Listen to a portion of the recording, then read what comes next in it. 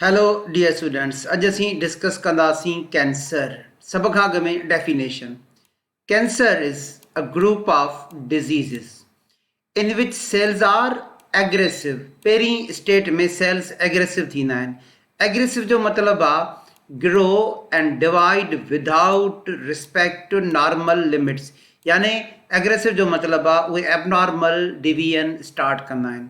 ऐं ॿिए फेज़ में जॾहिं ईंदा आहिनि कैंसरस सेल त भरिसां वारनि सेल्स ते अटैक कंदा आहिनि, उनखे चइबो आहे इन्वेसिव। इन्वेड माना अटैक करणु and destroy adjacent cells means nearby cells and sometimes metastatic. Metastatic जो मतिलबु आहे कैंसरस सेल बॉडी जी हिकु लोकेशन खां ॿी लोकेशन ॾे स्प्रेड थींदा आहिनि, spread to another location in the body. हाणे डियर स्टूडेंट्स, ही नॉर्मल सेल डिवीजन आहे। ही जेके मां सर्किल करे रहियो आहियां ही नॉर्मल सेल आहे ऐं सेल डिवीजन जे ज़रिए नॉर्मल सेल्स ठाहे रहियो आहे। पर डियर स्टूडेंट, जंहिंखे हाणे मां सर्किल करे रहियो आहियां ही कैंसरस सेल आहे। ऐं जॾहिं ॾिसो कैंसरस सेल डिवाइड थींदा आहिनि त उहे एबनॉर्मली डिवाइड थींदा आहिनि ऐं उहे एबनॉर्मल डिवाइड थी करे हिकिड़ो एबनॉर्मल मास ठाहींदा आहिनि सेल्स जो। डियर स्टूडेंट्स, उनखे चइबो आहे tumour. Abnormal mass of cells is called tumour. त हे जेके कैंसरस सेल्स आहिनि हक़ीक़त में हिन में DNA म्यूटेट थींदो आहे। So cancerous cells are the cells with damage DNA, जंहिंजे करे उहे एबनॉर्मल डिवीजन शो कंदा आहिनि ऐं हिकिड़ो एबनॉर्मल मास ठाहींदा आहिनि सेल्स जो, जंहिंखे तव्हां असां चऊं था ट्यूमर। कैंसर जी स्टडी खे ऑन्कोलॉजी चइबो आहे। The study of cancer is called oncology. हक़ीक़त में ऑन्कोजीन्स जीन्स हूंदियूं आहिनि जेके कैंसर काज़ कंदियूं आहिनि, उन मां ही टर्म डिराइव थियल आहे ऑन्कोलॉजी। ऐं हर उहो सबस्टेंस जेको कैंसर काज़ करे उनखे कार्सिनोजिन चइबो आहे। कार्सिनोजिन्स थी सघे तो उहो केमिकल हुजे या का फिजिकल रेडिएशन हुजे। सो सर्टेन केमिकल्स और फिजिकल एजेंट्स मतलब रेडिएशंस और factors may cause cancer, may be chemical, may be radiation. So anything that causes cancer is called carcinogen. Cancer is deadly disease which is caused due to uncontrolled growth of cells. Cells abnormally divide थींदा and forms extra mass of tissue known as tumor. त dear student, जॾहिं cancer ठहंदा आहिनि असांजे body में त ॿिनि क़िस्मनि जा। सभई ट्यूमर कैंसरस न हूंदा आहिनि, कुझु नॉन कैंसरस बि हूंदा आहिनि। So what is tumor? A tumor is abnormal mass of tissue that may be benign or malignant. Dear student, हे जेको benign tumor आहे इहो नॉन कैंसरस आहे। ही ॾिसो, ही हिकिड़ो एबनॉर्मल मास ठहियो सेल्स जो, इनखे ट्यूमर था चऊं, पर असीं हिनखे चऊं था benign tumor. What is benign tumor? The cells of benign tumors are not cancerous and they will not spread from one location to another location. पर डियर स्टूडेंट, जेको कैंसरस ट्यूमर हूंदो आहे उनखे मैलिग्नंट ट्यूमर चइबो आहे। उहे हिकु जॻह ते ठहंदा आहिनि, पोइ सेपरेट थींदा आहिनि, ब्लड में अची वेंदा आहिनि ऐं ब्लड जे ज़रिए ॿी लोकेशन ॾे माइग्रेट थींदा आहिनि। So the cells of malignant tumour they are cancerous and they can spread to another tissue. Dear students, इन प्रोसेस खे चइबो आहे मेटास्टेसिस, जेको असां हिते पढ़ियोसीं मेटास्टेटिक।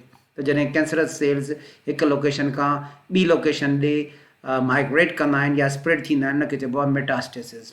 त हाणे डेफिनेशन बेनाइन ट्यूमर जी ऐं मैलिग्नेंट ट्यूमर जी।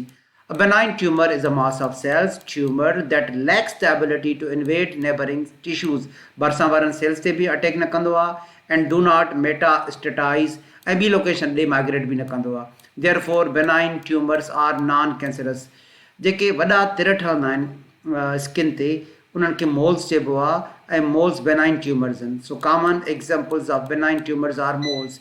जॾहिं त जेको मैलिग्नेंट ट्यूमर हूंदो आहे उहो कैंसरस हूंदो आहे। Malignant tumour in contrast with non-cancerous benign tumor is capable of invading into adjacent tissues and may be capable of spreading to distant tissue. मिसाल तौर डियर स्टूडेंट्स, असांजे लंग्स में कैंसर डेवलप थियो, ठीकु आहे।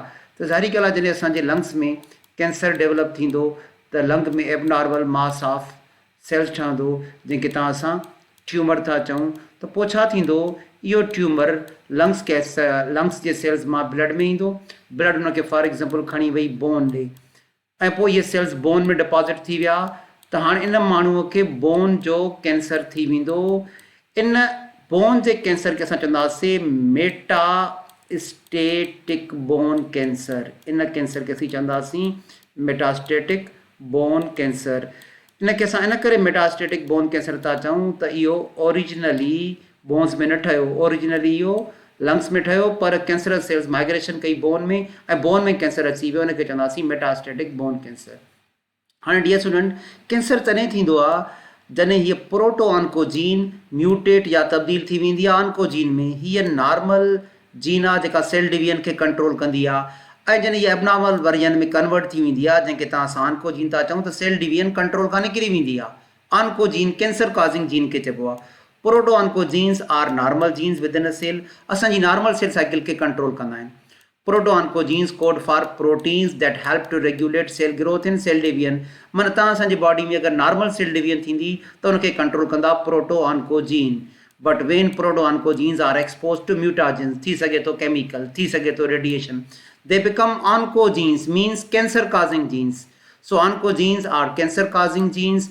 Oncogenes arise from the mutation of proto oncogene to oncogene. जीअं तव्हां हिते ॾिसो, हीअ असांजी नॉर्मल जीन आहे proto oncogene.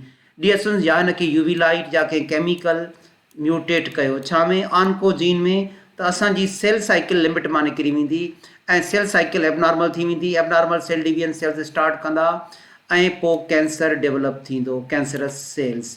So oncogenes code for an altered version of growth proteins causing cells growth signals pathway to become hyperactive।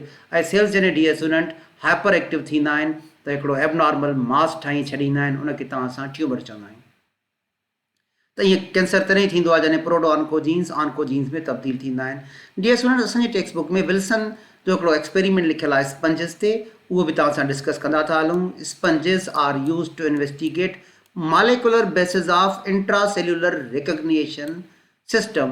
Dear student, हिकु cell ॿिए cell खे रिकग्नाइज़ कंदो आहे, हिकु सेल ॿिए सेल खे रिकग्नाइज़ कंदो आहे सेल एडिशन मॉलिक्यूल सां। छा सां? सेल एडिशन मॉलिक्यूल सां। ऐं यूजुअली उहे प्रोटीन्स हूंदा आहिनि, पी स्टैंड्स फॉर प्रोटीन्स। हिकिड़ो एक्सपेरिमेंट कयो वियो, स्पंजिस जे सेल खे हिक ॿिए खां धार कयो वियो, ठीकु आहे। इनखे असां चवंदासीं डिसोसिएटेड स्पंजिस सेल्स। पर सेल्स वरी पाण में मिली विया ऐं मिली करे वरी हुननि मास ऑफ सेल्स ठाहे छॾियो, इनखे चऊं था रीएग्रीगेटेड सेल्स। त हे जेके सेल्स अलॻि कया विया आर्टिफिशियली, इहे सेल हिक ॿिए खे रिकग्नाइज़ पिया कनि। पर हिक ॿिए खे छाजे ज़रिए रिकग्नाइज़ पिया कनि? सेल एडिशन मॉलिक्यूल्स जे ज़रिए, ऐं उहे सेल एडिशन मॉलिक्यूल प्रोटीन्स हूंदा आहिनि।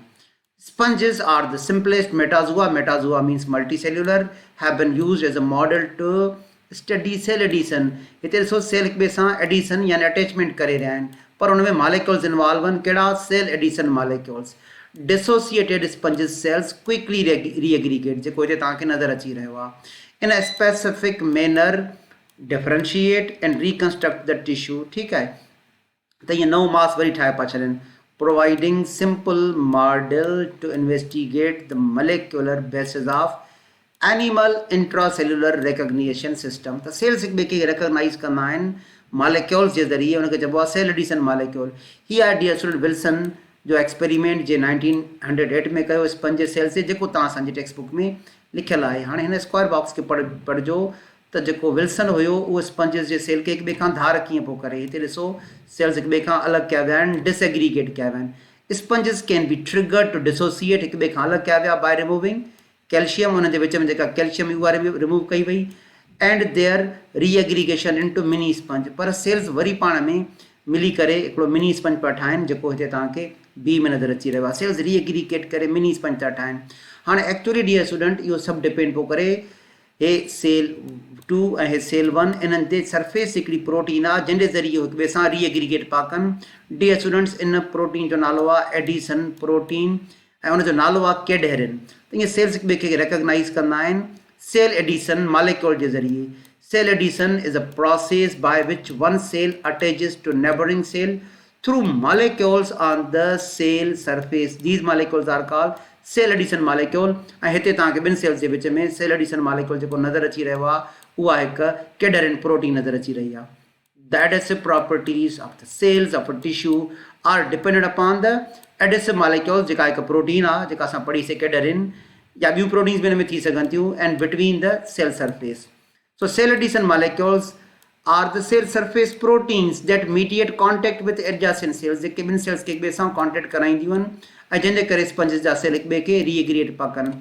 विल्सन पंहिंजे एक्सपेरिमेंट में हिकु शइ ऑब्ज़र्व कई, उहा हीअ, the cells which lose the power of cell recognition and cell addition become cancerous। त विल्सन आख़िर में इहो चयो त फ़र्ज़ु कयो ही हिकिड़ा सेल्स जो ग्रुप हुयो, अगरि असां उनखे कैल्शियम आयन विच में कैल्शियम आयन रिमूव करे छॾीसीं या एंजाइम यूज़ कयासीं त उहे हिक ॿिए खां अलॻि थी विया, जंहिंखे असां चऊं पिया डिसएग्रीगेटेड सेल्स। पर सेल्स त पाण में रीएग्रीगेट पिया थी वञनि ऐं रीएग्रीगेटेड मास पिया ठाहिनि, पर कुछ सेल्स में रीएग्रीगेशन जो पावर हले वियो, जी हिन ॿिनि सेल्स में रीएग्रीगेशन जो पावर हले वियो, इनखे विल्सन चयो कैंसरस सेल्स। ऐं ज़ाहिरी ॻाल्हि आहे हिन में कैंसर डेवलप थियो हूंदो म्यूटेशन जे करे। डियर स्टूडेंट, कैंसर तॾहिं थींदो आहे जॾहिं प्रोटो ऑन्कोजीन्स कन्वर्ट थी वेंदा आहिनि ऑन्कोजीन्स में। Thank you dear students.